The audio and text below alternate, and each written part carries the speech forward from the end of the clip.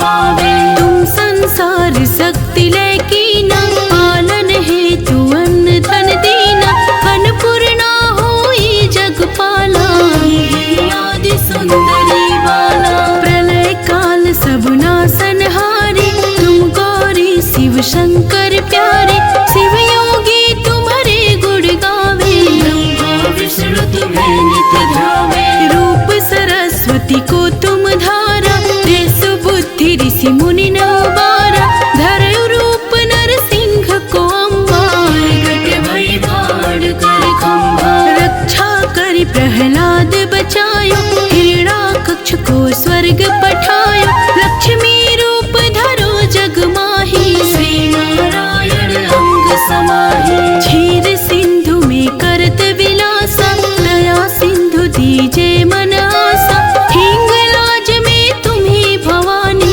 महिमा अमित न जात बखानी। मातंगी धूमावती माता, भुवनेश्वरी बंगला सुखदाता, श्री भैरव तारा जगतारणी, बाल भव दुख निवारिणी। हे हरि वाहन सोह भवानी, लांगुर वीर चलत अगवानी, कर में खप्पर खड्ग विराजे, को देख काल डर भाजे। सोह अस्त्र और त्रिशूला, जाते उठत शत्रु ही असूला, नगर कोट में तुम्हें विराजत, लोक में डंका बाजत। शुंभ निशुंभ दानव तुम मारे, रक्त बीज शंखन संहारे, महिषासुर नृपति अभिमानी, अगभार मही अकुलानी। रूप कराल कालिका धारा, सेन सहित तुम तिहि संहारा, बड़ी गाढ़ संतन पर जब जब, भई सहाय मात तुम तब तब। अमरपुरी अरुबा सब लोका, तब महिमा सब रहे अशोका, ज्वाला में है ज्योत तुम्हारी, सदा पूजे नर नारी। प्रेम भक्ति से जो यस गावे, दुख दरिद्र निकट नहीं आवे, धावे तुम्हें जो नर मन लाई, जन्म मरणता को छुट जाए। जोगी सुर मुनि कहत पुकारी, योग न हो बिन शक्ति तुम्हारी, शंकर आचार्य तप कीनो, पर क्रोध जीत सब लीनो। निस दिन ध्यान धरो शंकर को, काहू काल नहीं सुमिरो तुमको, शक्ति रूप कमर मन पायो, शक्ति गई तब मन पछतायो। शरणागत हुई कीर्त बखानी, जय जय जय जगदम्ब भवानी, भई प्रसन्ना दे जगदम्बा, दई शक्ति नहीं कीन विलंबा। मोको मातु कष्ट अति घेरो, तुम बिन कौन हरे दुख मेरो, आशा तृष्णा निपट सतावै, मोहमदादिक सब विनशावै। शत्रुनाश की जय महारानी, सुमिरो एक चित तुम्हें भवानी, करो कृपा हे मातु दयाला, रिद्धि सिद्धि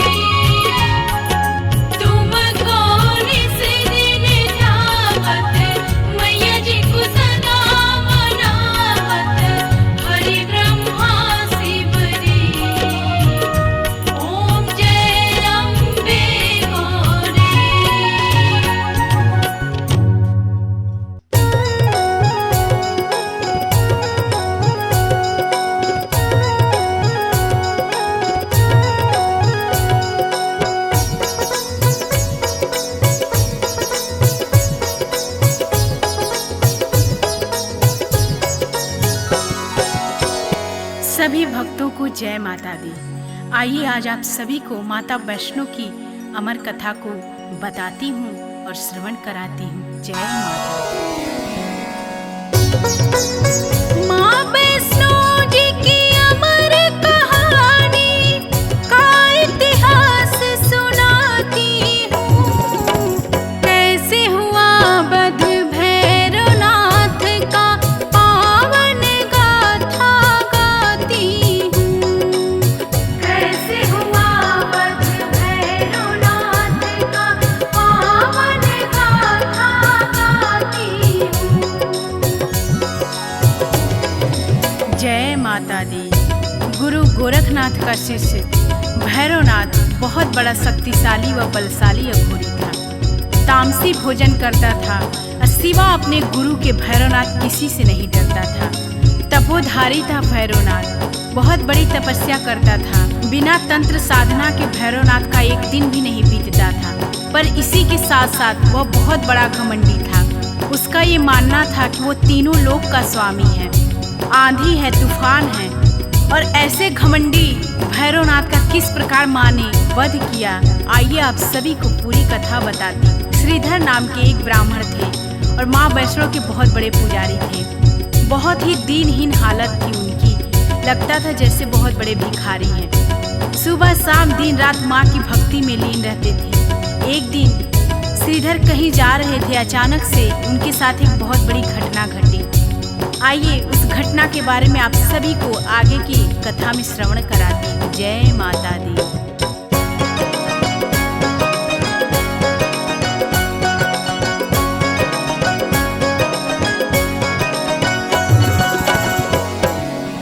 श्रीधर ने जो कुछ भी देखा आपको वही दिखलाती हूँ।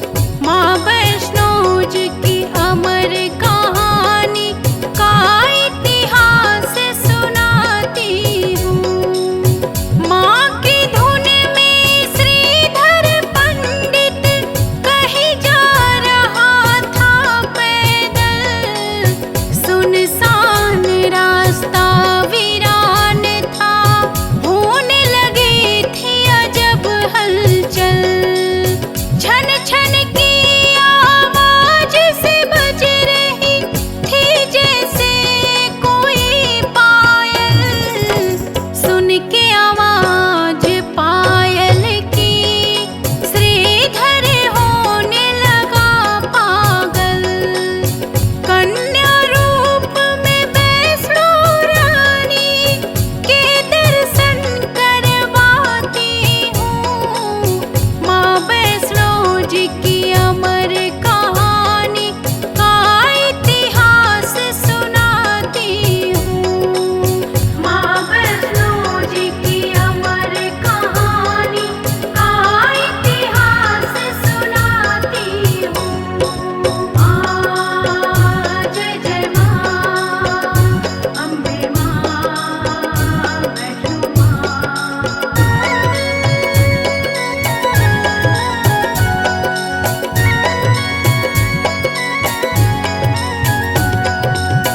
फाड़ फाड़ के आँखें श्रीधर चारों तरफ देखता है। आवाजें पायल की सुनकर मन का वहम समझता है। प्रकट होती फिर छुप जाती, खेल रही श्रीधर से माँ। हंसती और पायल खनकाती, इधर कभी तो उधर से माँ। हालत जो थी श्रीधर की मैं बयां नहीं कर पाती हूँ। माँ वैष्णो जी की अमर कहानी का इतिहास सुनाती हूँ। माँ वैष्णो जी की अमर कहानी का इतिहास सुनाती हूँ।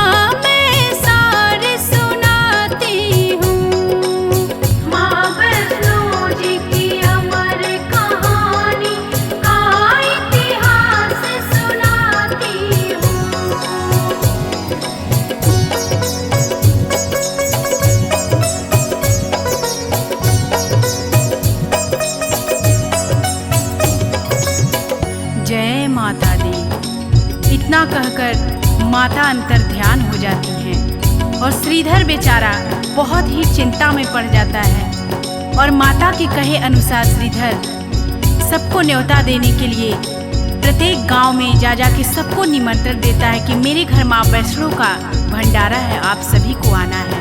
और माता के कहे अनुसार गोरखनाथ और उनके शिष्य भैरव को भी निमंत्रण देने के लिए श्रीधर उनके आश्रम में पहुंचता है। आश्रम में श्रीधर के पहुंचते ही जैसे ही श्रीधर गोरखनाथ और उनके शिष्य भैरवनाथ को अपने यहाँ भंडारे के लिए आने के लिए बोलता है, बहुत ही ठहाके के साथ भैरवनाथ हंसता है और उपहास करके बोलता है कि तुम एक निर्धन हीन दीन ब्राह्मण, तुम क्या मुझे भंडारा करवाओगे? मैं जहाँ भी भंडारे के लिए जाता हूँ खाने, वहाँ पे भोजन अपने आप ही कम पड़ जाता है। अरे जब इंद्र ने मुझे भंडारे में मेरा पेट नहीं भर पाया तो तुम क्या मेरा पेट भर पाओगे? भैरवनाथ की बात सुन करके श्रीधर चुपचाप वहाँ से चले आते हैं और आखिरकार भंडारे का दिन भी सामने आ जाता है। भंडारे वाले दिन सभी लोग, जितने लोगों को श्रीधर ने निमंत्रण दिया था, सभी बारी बारी से श्रीधर के दरवाजे पे आना स्टार्ट कर देते हैं। और फिर गुरु गोरखनाथ जी भी अपने शिष्य भैरवनाथ के साथ श्रीधर के दरवाजे पे पधारते हैं। सभी भंडारे के इंतजार में पात में बैठ जाते हैं और तभी ठहाका लगा करके भैरवनाथ बहुत तेज से हंसता है और श्रीधर का उपहास करता है। तभी गोरखनाथ जी क्रोध में होते हैं और बोलते हैं कि ए भैरव, तुम इस तरीके से श्रीधर का उपहास मत उड़ाओ। अपनी इस तरीके की बेइज्जती देखकर हाथ जोड़कर श्रीधर माता की मूर्ति के आगे बैठ जाते हैं। हे माँ, जगत जननी, कल्याण करने वाली माँ, आप ही मेरी नैया को पार लगाओ माँ। इतना सुनते ही माता किस प्रकार अपनी चमत्कार दिखाती हैं, आइए आगे की कथा में आप सभी को सुनाते हैं।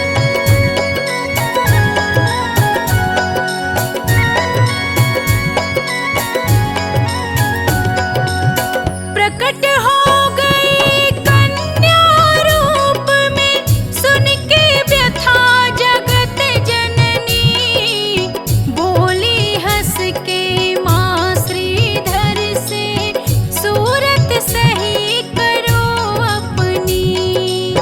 कहा मैंने भंडारे को तो भंडारा करवाऊंगी, जिसका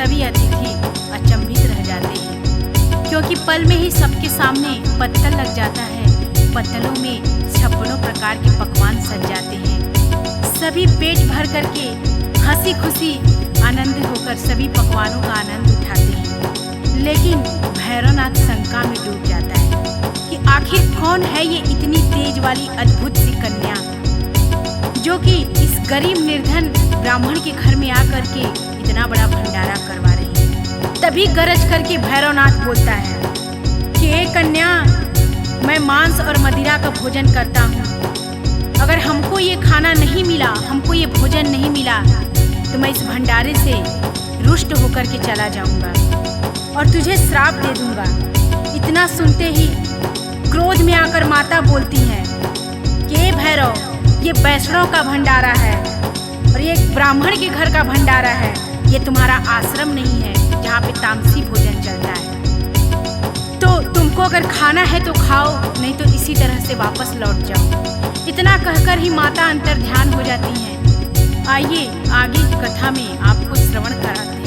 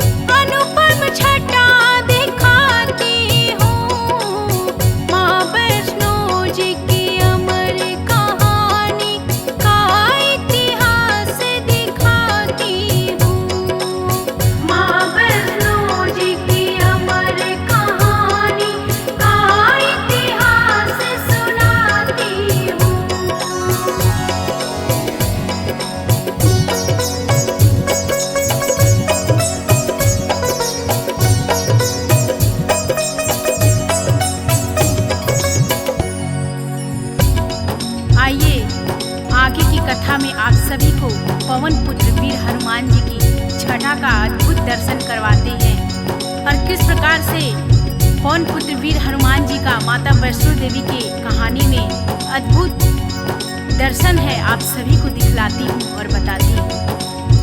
पर्वत की एक शिला पे वीर लांगुर हनुमान जी बैठे रहते हैं और माता के और भैरवनाथ के जो खेल चल रहा है उसको बहुत ही भली भांति जानते हैं और माता को पहचान जाते हैं वीर लांगुर हनुमान जी की माँ वैष्णो है। और जो ही माता उनके पास पहुँचती है, वीर हनुमान जी के पास में नतमस्तक होकर के माता को प्रणाम करते हैं और बोलते हैं, हे जगत जननी जगदम्बा माँ, जो भी आज्ञा हो इस बालक के लिए सो आप कहिए। और देखिए आगे माता क्या बोलती हैं हनुमान जी से। बोलती हैं, हे पवन पुत्र हनुमान सुनो, पीछे पीछे हमारे दुष्ट भैरवनाथ आ रहा है और मैं गुफा के अंदर प्रवेश करने जा रही हूँ, और जब तक मैं गुफा के बाहर ना आ जाऊँ तब तक तुम इस गुफा के द्वार की रखवाली करते रहना। इतना कह कर के माता गुफा के अंदर चली जाती है और पीछे पीछे पवन वेग से भैरवनाथ भी वहीं पे आ जाता है और गुफा के आगे पवन पुत्र का पहरा लगा रहता है। जैसे ही पवन पुत्र को भैरवनाथ देखता है बहुत ही क्रोध से बोलता है, ए बंदर हट तू, यहाँ से मुझे अंदर जाना है। हनुमान जी भैरव से बोले, कौन है तू दुष्ट, क्यों यहाँ आया है? लगता है तेरा काल खींच करके यहाँ लाया है। तुझे पता नहीं है कि तू यहाँ पे किस लिए आया है? तेरा आज अंत होगा। इतना सुनते ही क्रोध में भैरवनाथ बोलता है कि तू बंदर होकर के मुझे मारेगा। और आइए, बड़ा ही सुंदर वर्णन है माता की अद्भुत शक्तियों का और किस प्रकार से माँ ने भैरवनाथ का वध किया। आगे की कथा में आप सभी को श्रवण कराती हूँ।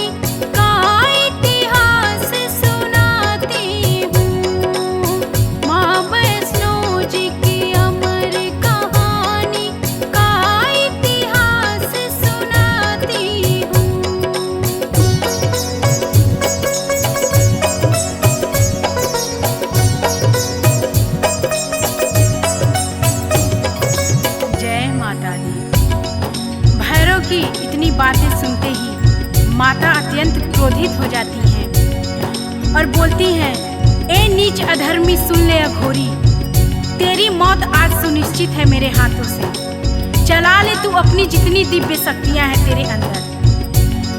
फिर माता का और भैरव का द्वंद्व युद्ध हुआ और फिर माता ने त्रिशूल चलाया और जैसे ही माता का त्रिशूल चलता है वैसे ही शैतान भैरव का शीश कट के तुरंत वहीं पृथ्वी पर गिर जाता है। सर विहीन धर जैसे ही पृथ्वी पर पड़ता है बोल रहा है, माँ क्षमा करो, दया करो माँ, हे जगत जननी माँ, मैंने आपको पहचानने में बहुत बड़ी भूल कर दी। मैं अहंकार में था, मैं आपको नहीं पहचान पाया माँ कि माँ आप वैष्णो माँ हैं। आप मुझे दंड दो माँ, उद्धार करो माँ, क्षमा करो माँ। और आइए आगे क्या होता है आप सभी को कथा में श्रवण करा दें।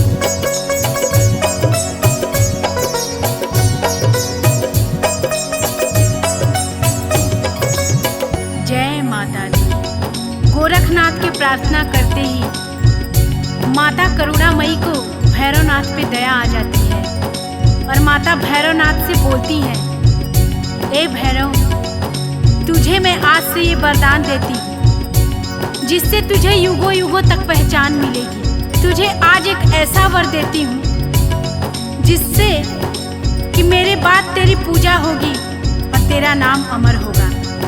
और माँ ऐसा वरदान देती है कि अगर मेरे दर्शन करने के बाद जो तुम्हारा दर्शन नहीं करेगा उसकी यात्रा और उसका दर्शन अधूरा रह जाएगा। मेरा दर्शन करे या ना करे पर तेरा दर्शन जरूरी है। भैरव बोला, धन्य हुआ माँ, अब मैं सूर्य लोक को जाता हूँ। भक्तों, जिस प्रकार करुणामयी माता ने दुष्ट शैतान भैरव का उद्धार किया, उसी प्रकार जगत जननी माँ से मैं अपने सभी भक्तों के लिए प्रार्थना करती हूँ। हे माँ, सबका उद्धार करो माँ, पूरे जगत का कल्याण करो माँ। जो भी क्षमा के योग्य हैं उनको क्षमा प्रदान करो माँ। जिससे भी कोई भूल हुई है उनके भूल को माफ करो माँ। आप जग कल्याणी हो माँ, आप पाप नाशिनी हो माँ, आप जगत तारिणी हो माँ। हाथ रखो माँ हमारे सिर पे, कल्याण करो माँ। मैं अंकिता आपके चरणों में शीश झुकाती हूँ माँ, कल्याण करो माँ। जो भी इस कथा में मेरे से त्रुटि हुई होगी, आप सभी भक्तों से और माता रानी से क्षमा प्रार्थी हूँ। प्रेम से बोलिए जय माता दी, जय वैष्णो माँ।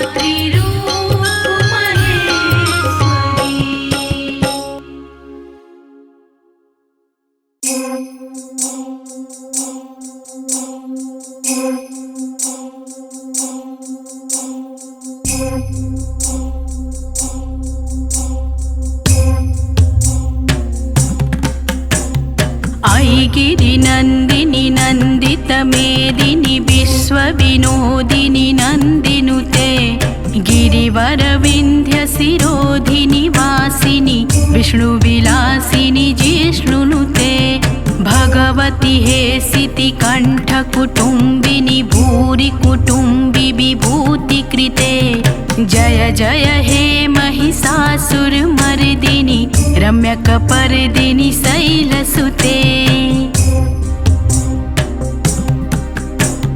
सुरवर वर सिड़ी दुर्धर धर सिड़ी दुर्मुख मर सिड़ी हर्षरते त्रिभुवन पोसिड़ी शंकर तोसिड़ी कलमस मोसिड़ी घोषरते धनुजनि रोसिड़ी दुर्मद सोसिड़ी दुर्मनि रोसिड़ी सिंधु सुते जय जय हे महिषासुर मर्दिनी रम्यक पर्दिनी शैलसुते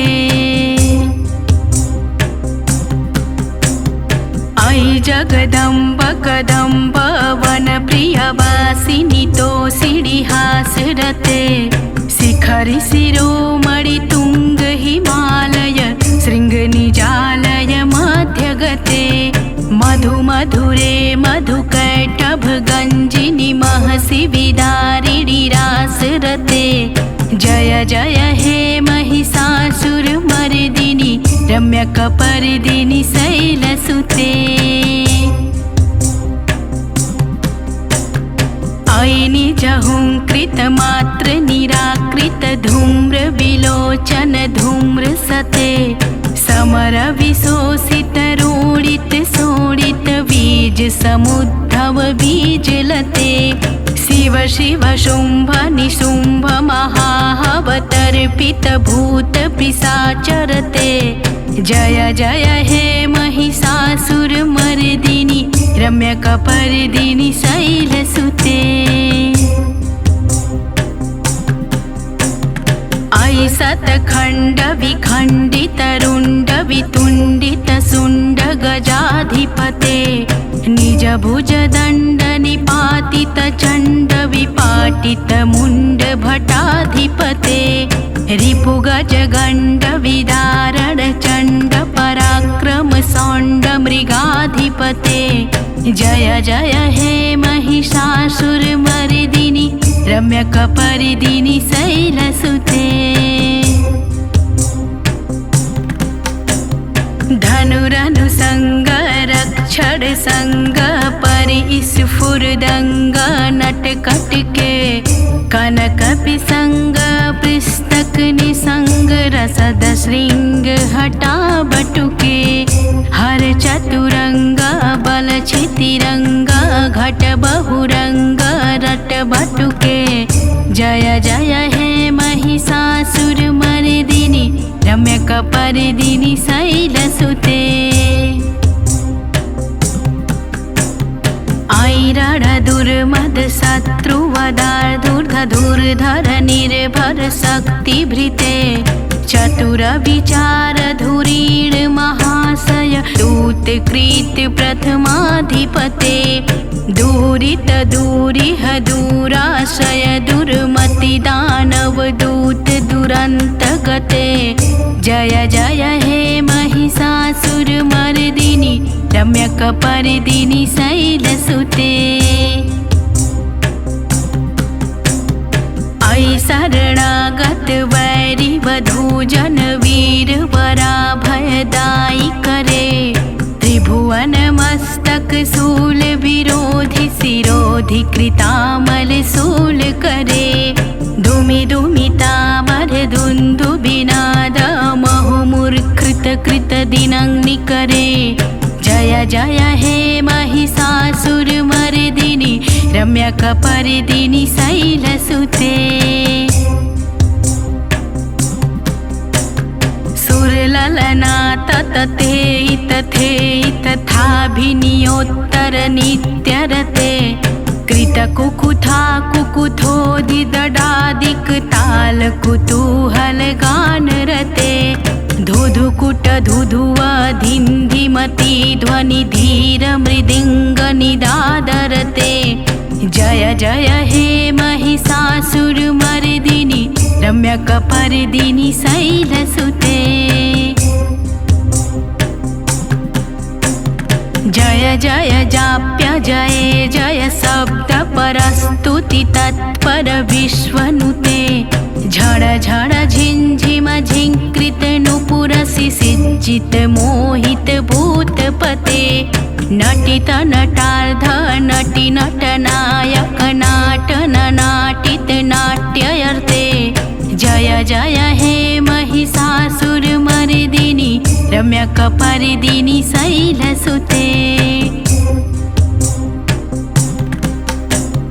अय सुमना सुमनः सुमनः सुमनः सुमनोरमकान्तियुते। श्रितरजनी रजनी रजनी रजनी रजनी करवक्त्रिभृते। सुनयन भ्रमर भ्रमर भ्रमर भ्रमर भ्रमराभृदिते। जय जय हे महिषासुर मर्दिनि रम्यक पर्दिनि शैलसुते।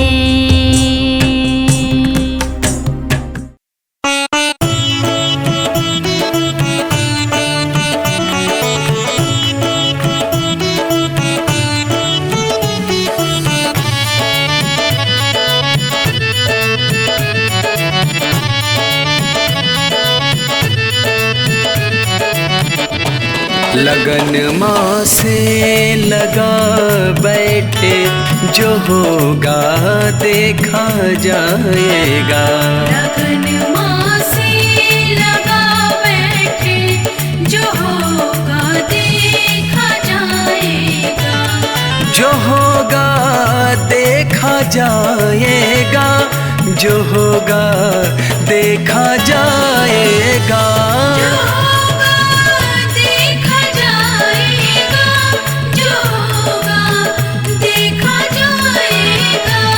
जो होगा देखा जाएगा। तुम्हें अपना बना बैठे। तुम्हें अपना बना बैठे। जो होगा देखा जाएगा। लगन माँ से लगा बैठे जो होगा देखा जाएगा।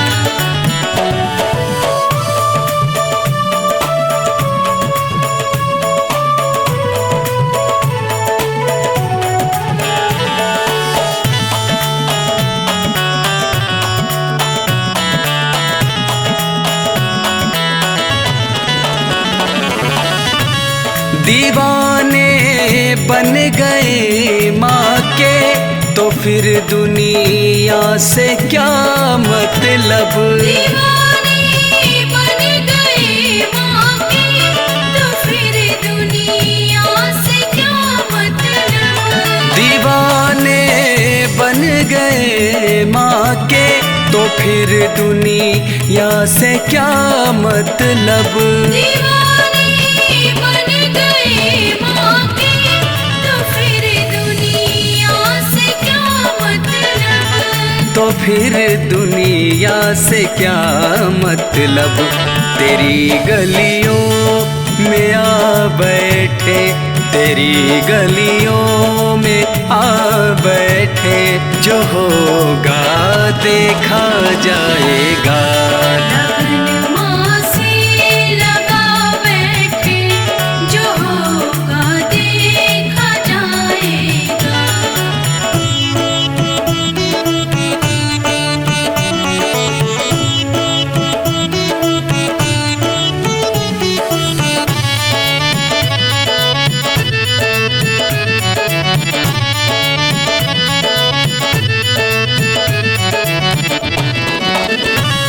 कभी दुनिया से डरते थे कि छुप छुप याद करते थे।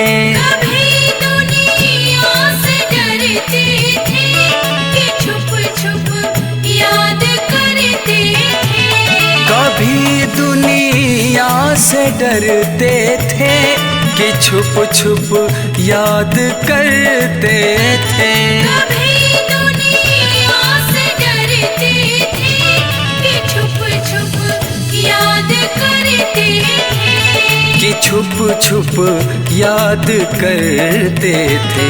लो अब पर्दा हटा बैठे, लो अब पर्दा हटा बैठे, जो होगा देखा जाएगा। लगन माँ से लगा बैठे, जो होगा देखा जाएगा।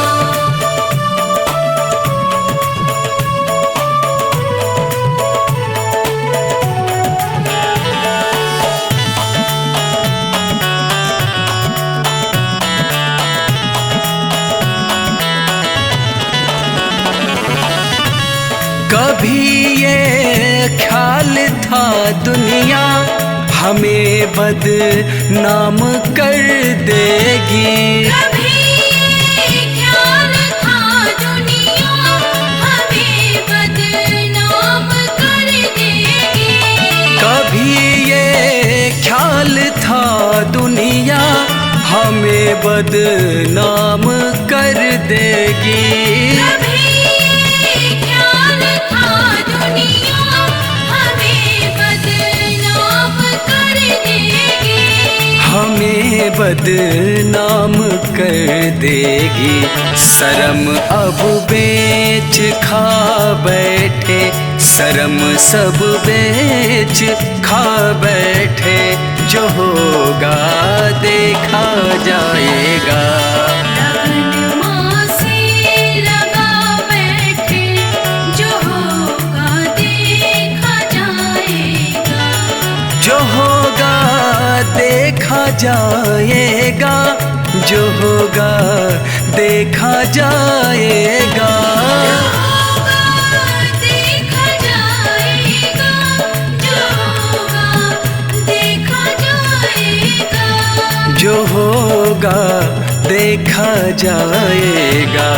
तुम्हें अपना बना बैठे, तुम्हें अपना बना बैठे, जो होगा देखा जाएगा।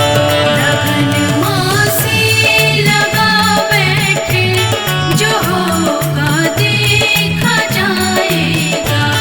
लगन माँ से लगा बैठे, जो होगा देखा जाएगा।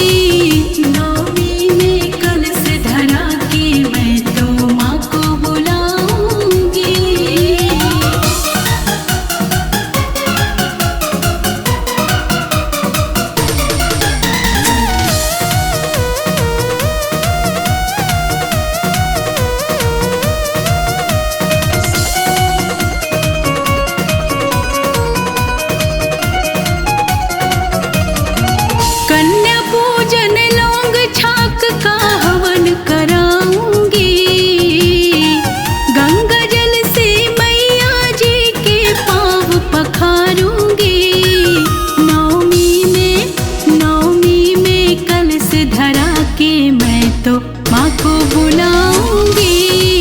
नवमी में कलश धरा के मैं तो माँ को बुलाऊंगी। जगराता कराऊंगी, मैं जगराता कराऊंगी।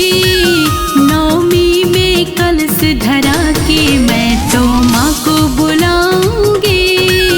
नवमी में कलश धरा के मैं तो माँ को बुलाऊंगी।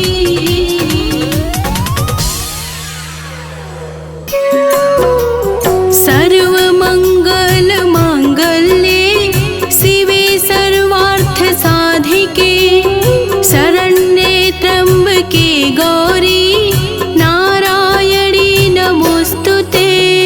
सर्वमंगल मांगल्ये शिवे सर्वार्थ साधिके शरण्ये त्र्यंबके गौरी नारायणी नमोस्तुते। ॐ जयन्ती मंगला काली भद्रकाली कपालिनी दुर्गा क्षमा शिवा धात्री स्वाहा स्वधा नमोस्तुते। ॐ जयन्ती मंगला काली भद्रकाली कपालिनी दुर्गा क्षमा शिवा धात्री स्वाहा स्वधा नमोस्तुते। या देवी सर्वभूतेषु शक्तिरूपेण संस्थिता नमस्तस्यै नमस्तस्यै नमस्तस्यै नमो नमः। या देवी सर्वभूतेषु शक्तिरूपेण संस्थिता नमस्तस्यै नमस्तस्यै नमस्तस्यै नमो नमः।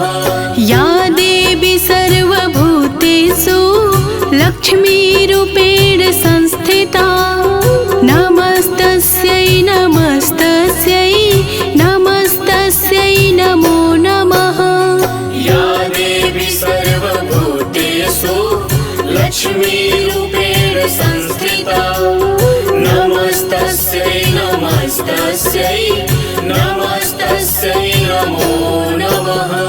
या देवी सर्वभूतेषु मातृरूपेण संस्थिता नमस्तस्यै नमस्तस्यै नमस्तस्यै नमो नमः।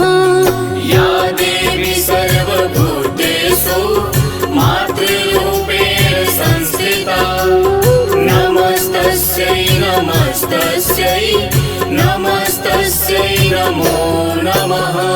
या देवी सर्वभूतेषु दयारूपेण संस्थिता नमस्तस्यै नमस्तस्यै नमस्तस्यै नमो नमः।